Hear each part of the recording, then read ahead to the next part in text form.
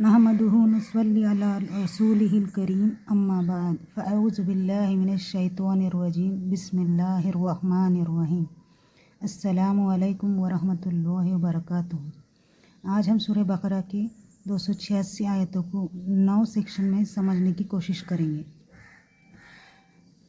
पहले सेक्शन में 3 लोगों का जिक्र अल्लाह ताला ने सूरह बकरा में किया है, अहले ईमान, काफिर और मुनाफिकीन।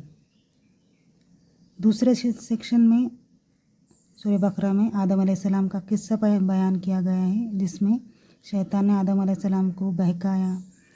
उसके बाद वो जन्नत से निकाले गए, फिर उन्होंने माफ़ी मांगी, फिर दुआ की अल्लाह ताला से और फिर अल्लाह ताला की तरफ वापस पलटे।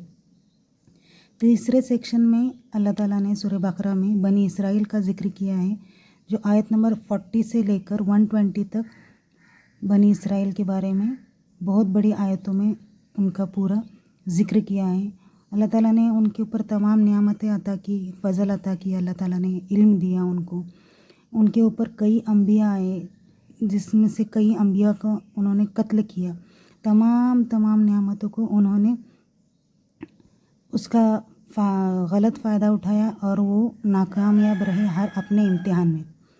चौथे सेक्शन में आता है इब्राहिम अलैहिस्सलाम का किस्सा और उनकी औलाद के बारे में पूरा जिक्र किया गया है। और इब्राहिम अलैहिस्सलाम को जितनी भी अल्लाह ताला ने आजमाइशें दी, जितने भी इम्तिहान उनसे लिए गए, उन तमाम इम्तिहान में इब्राहिम अलैहिस्सलाम कामयाब रहे।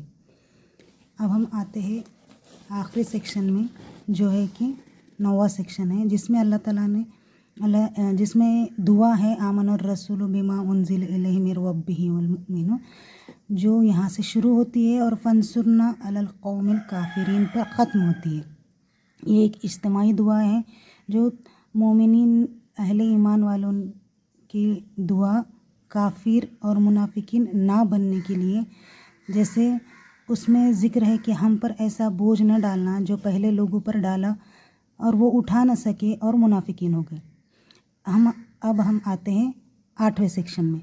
8वें सेक्शन में अल्लाह ताला ने ख़र्च करने का तरीका बताया, जो एक बेहतरीन तरीका और एक बदतरीन तरीका।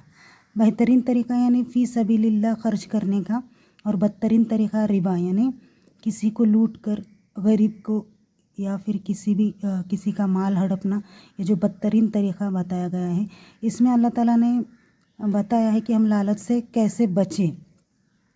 शैतान हमें यहाँ पे लालच देता है कि फ़ी सबीलिल्लाह ख़र्च ना करे, नहीं तो तुम गरीब हो जाओगे। अब और भी इसमें कुछ टॉपिक कवर हुए हैं, जैसे हलाल हराम का तरीक़ा है, तिजारत का तरीक़ा है, उधार लेने और देने का तरीक़ा है।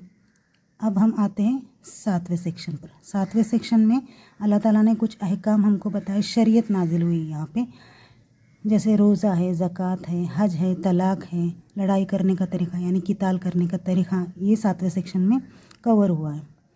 6ठे सेक्शन में वलनबलुवन्नकुम अहसनु, यहाँ से जो शुरू होती है और साबिरीन पे ख़त्म होती है, 155 नंबर की आयत है ये। इसमें हमारा इम्तिहान है। जैसे हमने देखा कि तीसरे सेक्शन में बनी इसराइल का इम्तिहान हुआ, 40 से लेकर 120 आयत में उनका पूरा बताया गया है, और वो फेल हुए उस एग्ज़ाम में या फिर उस इम्तिहान में नाकामयाब हुए।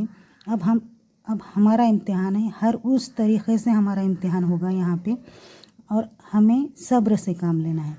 अब हम आते हैं 5वें सेक्शन में, जो कि सूरह बकरा का दिल है। 143 नंबर की आयत आती है। इसमें अल्लाह ताला ने हमको दरमियानी उम्मत बनाकर भेजा है, यहूद और नसारा के बीच में।